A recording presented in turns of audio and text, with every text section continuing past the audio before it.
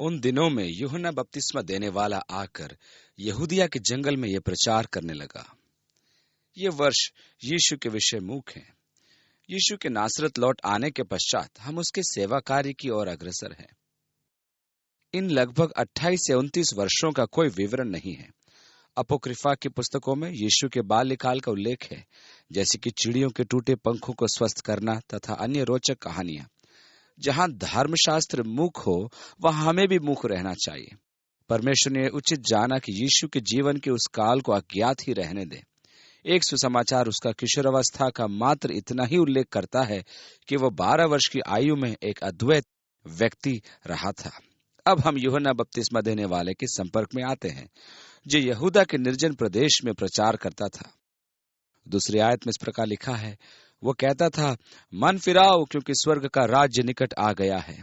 यह वही है जिसकी चर्चा यशायाह भविष्यद्वक्ता के द्वारा की गई कि जंगल में एक पुकारने वाले का शब्द हो रहा है कि प्रभु का मार्ग तैयार करो, उसकी सड़कें सीधी करो। ये यूहन्ना ऊंट के रोम का वस्त्र पहने था और अपनी कमर में चमड़े का पटुका बांधे हुए था, और उसका भोजन टिड्डियां और वन मधु था। ये टिड्डियां स्पष्ट नहीं है कि कीट परिवार में थी या केरब नाम वृक्ष का फल थे। कुछ कहते हैं कि ये केरब की फलियां थी। वे उसे यहोशू की रोटी भी कहते थे। कुछ का कहना है कि इन्हीं को टिड्डियां कहा जाता था। अन्यों का मानना है कि ये कीट परिवार की टिड्डियां थी और जिन्हें वहां स्वादिष्ट भोजन माना जाता था। उनका कहना है कि वे अत्यधिक पोषक भोजन हैं। सबका अपना अपना स्वाद होता है, मैं तो उसे नहीं खा सकता। 5वीं आयत में, तब यरूशलेम के और सारे यहूदिया के और यरदन के आसपास के सारे देश के लोग उसके पास निकल आए और अपने अपने पापों को मानकर यरदन नदी में उससे बपतिस्मा लिया। जब उसने बहुतेरे फरीसियों और सदूकियों को बपतिस्मा के लिए अपने पास आते देखा, तो उनसे कहा कि हे सांप के बच्चों, तुम्हें किसने जता दिया कि आने वाले क्रोध से भागो? अपने जीवन में ऐसे फल लाओ जो मन फिराव का प्रमाण हो। कितने जन ऐसे हैं जो मन फिराव का दावा करते हैं, परंतु उसके फल नहीं दर्शाते। उनके मन फिराव का लक्षण दिखाई नहीं देता। मन फिराव का अर्थ है वास्तविक परिवर्तन, और जिस व्यक्ति के जीवन में सच्चा परिवर्तन न हो तो उसकी सत्यता पर संदेह होना स्वाभाविक है। यूहन्ना फरीसियों और शास्त्रियों को सांप के बच्चों कहता है और चुनौती देता है कि वे मन फिराव के फल तो दर्शाएं कि उनका मन फिराव प्रमाणित हो। ध्यान दीजिए कि सब जन उसके पास पापों के मन फिरा कर आते थे और बपतिस्मा लेते थे। ये लोग भी उसके पास पहुंच गए। उसने उन्हें तुरंत सावधान किया और कहा, मन फिराव के फल तो दिखाओ।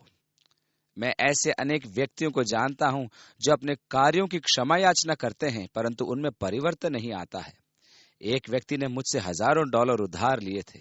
वह एक दिन आया और क्षमा याचना की, परंतु उसने एक सिक्का भी नहीं लौटाया। मुझे आत्मा में यूहन्ना का सा प्रतीत हुआ, आपके मन फिराव के फल तो देखने को मिले, ऐसे फल जो मन फिराव के साथ सुसंगत और अनुकूल हो। 9वीं आयत, और अपने मन में यह न सोचो कि हमारा पिता इब्राहिम है, क्योंकि मैं तुमसे कहता हूं। यह उनके लिए घमंड का सबसे बड़ा कारण था कि वे इब्राहिम की संतान हैं। उनके विचार में इब्राहिम के संतान होने का अर्थ था कि स्वर्ग का उत्तराधिकार उनका है। यूहन्ना उनसे कहता था कि वे इस पर घमंड न करें। परमेश्वर पत्थरों से इब्राहिम के लिए संतान उत्पन्न कर सकता है।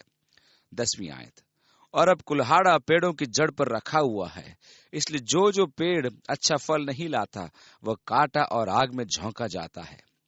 यूहन्ना के सुसमाचार में यीशु दाखलता और उसकी डालियों के विषय में कहता है कि वह शाखा जो फल नहीं लाती काट दी जाती है और मनुष्य उसे एकत्रित करके आग में डाल देता है। यीशु ने कहा, उनके फलों से तुम उन्हें पहचान लोगे। यूहन्ना कहता है, फल लाओ। ध्यान दीजिए कि यीशु जब अपने शिष्यों के साथ जा रहा था तो उसे भूख लगी और वह अंजीर के वृक्ष के पास आया, परंतु उसमें फल नहीं थे। उसने उसे श्राप दिया। दूसरे दिन जब वे वहां से जैतून पर्वत की ओर प्रस्थान कर रहे थे, तो शिष्यों ने देखा कि वह वृक्ष वास्तव में सूख गया था। उन्होंने तुरंत यीशु का ध्यान उस ओर आकर्षित कराया। अंजीर का वृक्ष इस्राएल फल लाने के लिए कहा गया है।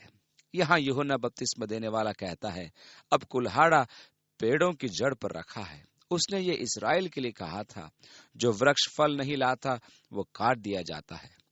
प्रेरित पौलुस रोमियो के 11वें अध्याय में कहता है कि परमेश्वर ने शाखाओं को काटा कि उनके स्थान पर जंगली शाखाओं की कलम लगाई जाए, अर्थात अन्य जातियों को अवसर दिया जाए कि परमेश्वर की आशीषों का लाभ उठाए। इस प्रकार इज़राइल राष्ट्र अपने परित्याग के कारण त्याग दिया गया। उसने उन्हें अवसर प्रदान किया, परंतु उन्होंने उसे स्वीकार नहीं किया। इस कारण सुसमाचार अन्य जातियों को भी यहूदियों के बराबर माप में प्रदान किया गया। अब यहूदी हो या अन्य जाति, सबके लिए एक ही मार्ग है और वह है मसीह यीशु। यूहन्ना ने आगे कहा, मैं तो पानी से तुम्हें पन फिराव का बपतिस्मा देता हूं, परंतु जो मेरे बाद आने वाला है वो मुझसे शक्तिशाली है, मैं उसकी जूती उठाने के योग्य नहीं। वह तुम्हें पवित्र आत्मा और आग का बपतिस्मा देगा। यीशु के अग्रगामी यूहन्ना ने स्वयं की गवाही नहीं देते हुए अपने पीछे आ रहे मसीह यीशु की गवाही दी कि प्रभु का मार्ग तैयार करो, उसकी सड़कें सीधी करो, मन फिराओ, क्योंकि स्वर्ग का राज्य निकट आ गया है। यूहन्ना का प्रमुख कार्य था कि वह मनुष्य के हृदय को मसीह यीशु के आगमन के लिए तैयार करे। यूहन्ना के सुसमाचार वृत्तांत में हम यूहन्ना के कार्य का सविस्तार अध्ययन करेंगे। यूहन्ना ने यीशु के विषय में वर्णन करते हुए 3 अध्याय उसकी 12वीं आयत में यह भी कहा है कि उसका सूप उसके हाथ में है और वह अपना खलिहान अच्छी रीति से साफ करेगा और अपने गेहूं को तो खत्ते में इकट्ठा करेगा, परंतु भूसी को उस आग में जलाएगा जो बुझने की नहीं।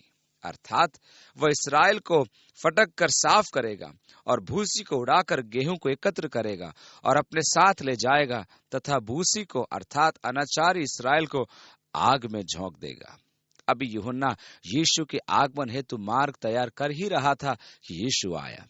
12वीं आयत में लिखा है, उस समय यीशु गलील से यरदन के किनारे पर यूहन्ना के पास उससे बपतिस्मा लेने के लिए आया, परंतु यूहन्ना ये कहकर उसे रोकने लगा कि मुझे तेरे हाथ से बपतिस्मा लेने की आवश्यकता है और तू मेरे पास आया है। यीशु ने उसको ये उत्तर दिया कि अब तो ऐसा ही होने दे। ये सच है कि हमें इसी रीति से सब धार्मिकता को पूरा करना उचित है। तब उसने उसकी बात मान ली। यीशु ने यूहन्ना की आपत्ति को एक और करके एक आदर्श स्थापित किया, जैसा कि पतरस ने अपने प्रथम पत्री में 2 अध्याय में लिखा कि मसीह ने हमारे लिए एक आदर्श स्थापित किया कि हम उस पर आचरण करें। यूहन्ना की आपत्ति का कारण था कि यीशु को न तो पश्चाताप की आवश्यकता है और न ही मन परिवर्तन की, परंतु यीशु को एक आदर्श स्थापित करना था, और वह था आत्मिक अवस्था को भौतिक अवस्था से अधिक महत्व देना। दूसरे शब्दों में, आत्मा का जीवन दैहिक जीवन से श्रेष्ठ समझा जाए, जो वास्तव में परमेश्वर के वचन का संदेश है। इसी कारण सांसारिक मनुष्यों ने उसे मृत्यु देने की कामना की, क्योंकि उनका जीवन सांसारिक लालसाओं से लिप्त था। उन्हें बपतिस्मे की आवश्यकता थी कि वे पुराने जीवन को पानी के नीचे गाड़कर पानी के बाहर नए जीवन में प्रकट हों।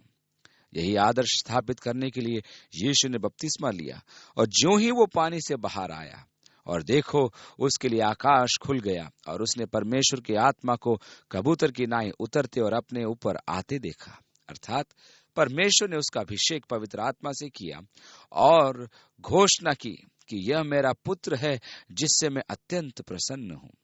क्योंकि यीशु ने यूहन्ना के वृत्तांत अनुसार यह गवाही दी है कि उसने सदैव पिता को प्रसन्न करने वाले कार्य किए हैं। अर्थात उसका जीवन एक सिद्ध जीवन था, जो परिपूर्णता का जीवन था। प्रकाशित वाक्य 4 अध्याय उसकी 11वीं आयत में प्राचीन परमेश्वर के सिंहासन के समक्ष उपस्थित होकर परमेश्वर की स्तुति करते हैं, तथा करूब पद 8 में घोषणा करते हैं, पवित्र पवित्र पवित्र सर्वशक्तिमान परमेश्वर प्रभु, जो था और है और रहेगा। और 24 प्राचीन उसके सिंहासन के समक्ष गिरकर उसे प्रणाम करते हैं और अपने अपने मुकुट सिंहासन के सामने यह कहते हुए डाल देते कि हे हमारे प्रभु और परमेश्वर, तू ही महिमा और आदर और सामर्थ्य के योग्य है, क्योंकि तू ही ने सब वस्तुएं सृजी और वे तेरी ही इच्छा से थी और सृजी गई। आपकी सृष्टि करने में परमेश्वर का यही उद्देश्य था। यदि आप कहें कि यह कठिन कार्य है, तो आप उसे परिवर्तित भी तो नहीं कर सकते। यदि आप उसका विरोध करेंगे तो आपका जीवन संघर्षपूर्ण हो जाएगा, परंतु उसकी अधीनता और समर्पण में आपका जीवन महिमान्वित होगा और परिपूर्ण हो जाएगा। यदि व्यक्ति यह कह पाए कि वह पिता को प्रसन्न करने के कार्य करता है, तो उसका जीवन सिद्ध हो गया और परमेश्वर गवाही देता है कि यह मेरा प्रिय पुत्र है जिससे मैं अत्यधिक प्रसन्न हूं। यहाँ हमें पिता, पुत्र और पवित्र आत्मा तीनों की उपस्थिति का बोध कराया गया है।